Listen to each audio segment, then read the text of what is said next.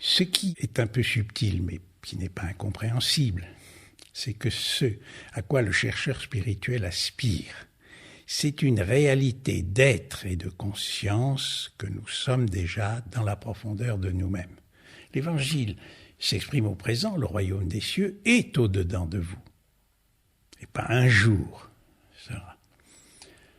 Donc, il ne s'agit pas de produire un résultat à la suite de certains efforts, parce que ce qui est l'effet de certaines causes peut être détruit par des causes adverses.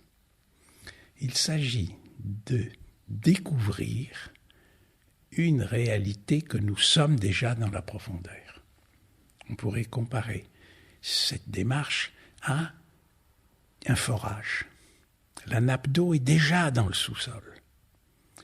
Si je fais un forage, j'atteins cette nappe d'eau. À condition, si la nappe d'eau est à 20 mètres, de ne pas creuser 10 fois 6 mètres et de ne jamais l'atteindre.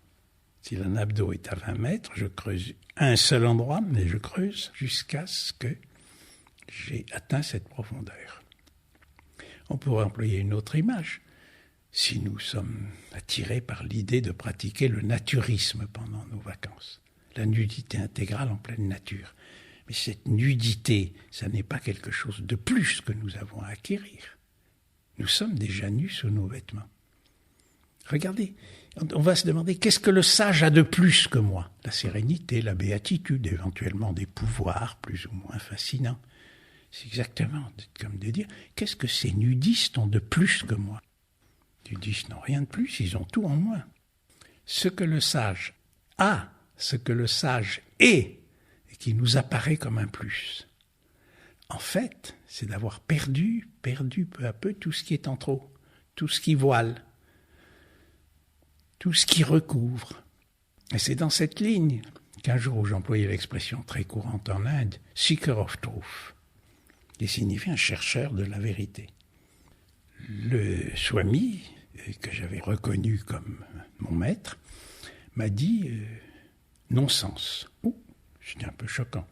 Ne soyez pas un chercheur de la vérité, soyez un chercheur de l'erreur. Quand vous avez vu, reconnu, dissipé toutes les erreurs, ce qui reste, c'est la vérité. Et dans la même ligne, il m'avait dit, l'expression « faire silence » n'a aucun sens, bien qu'elle soit très courante. Je peux faire du bruit tant que je veux, avec un tambour, avec un clairon, avec...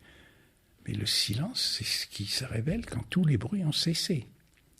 Donc la démarche, c'est pas de chercher le silence, chercher le silence, chercher le silence.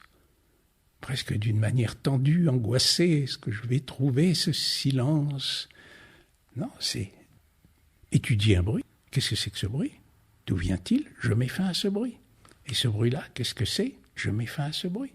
Et quand tous les bruits ont cessé, le silence est là, parfait, éternellement vierge. Il ne reste pas des cicatrices dans le silence, même si nous avons tapé sur une batterie pendant 2000 ans. Là aussi, c'est ce qu'il y a à comprendre. L'important n'est pas ce que le sage a de plus que nous. C'est ce que nous avons trop et que nous pouvons perdre peu à peu par l'engagement sur la voie. Ce Swami, ce sage qui a été votre maître, Swami Prajnapada, en parlant du lâcher-prise, disait quelque chose de très très beau aussi. Et il disait « let go and go with », c'est-à-dire lâcher prise, laisser aller et aller avec. Ah oui, il y a une immense différence entre aller avec le mouvement général de l'existence et accomplir l'action intelligente, juste, appropriée, que nous sommes en mesure d'accomplir. Aller avec le mouvement général de l'existence ou être emporté par le mouvement général de l'existence. Emporté. Fût-ce en résistant, fût-ce en se débattant. J'ai entendu plusieurs fois cette image utilisée. Au début du chemin, on ne comprend pas comment on fonctionne. On est un mystère pour soi-même. On est juste une machine à réagir. Donc on prend des coups, on souffre, on est malheureux, on est de nouveau excité, exalté, plein d'espoir. D'une certaine manière, on est comme quelqu'un qui est tombé à l'eau et qui ne sait pas nager. Il boit la tasse, il s'envoie de l'eau dans les poumons, il tousse, il revient à la surface. Et puis, pour finir, il réussit, dans l'affolement, à atteindre un rocher ou à se retrouver là où il a pied. Au cours de la démarche, la progression sur la voie, on apprend à nager. Et ensuite, on ne nage plus, on fait la planche. Et on s'aperçoit que l'océan nous porte. Eh bien, je vais dire une parole qui peut être révoltante pour beaucoup, mais qui était incompréhensible pour moi dans ma jeunesse. Il est possible de ne plus porter le poids de son existence. Il faut que je fasse ceci, il faut que j'évite cela.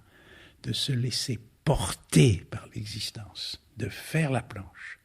Sauf que celui qui fait la planche, en effet, est complètement immobile à la surface de l'eau, alors que celui qui fait la planche, en étant un avec les événements, les péripéties, apparemment, il est très actif. S'il y a quelque chose à faire, il le fait.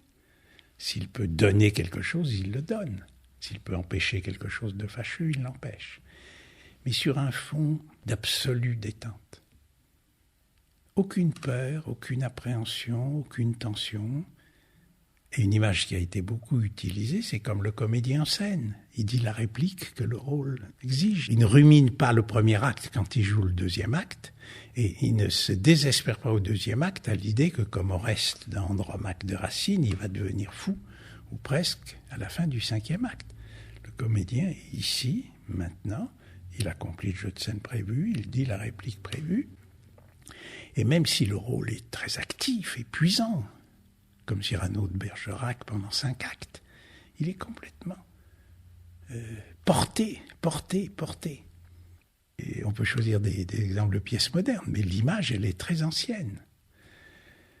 Non seulement nous ne nous noyons plus, non seulement nous ne nous fatiguons plus à nager, mais nous nous laissons porter. Alors c'est une attitude qui a été beaucoup évoquée en termes religieux.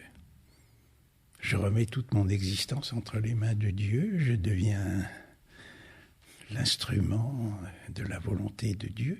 Beaucoup d'êtres religieux qui ne connaissaient pas certaines doctrines un peu mystérieuses, qui sont, mettons, à la base du bouddhisme tantrique, avec un cœur simple mais une grande foi, ont trouvé cette sécurité, cette absence de peur.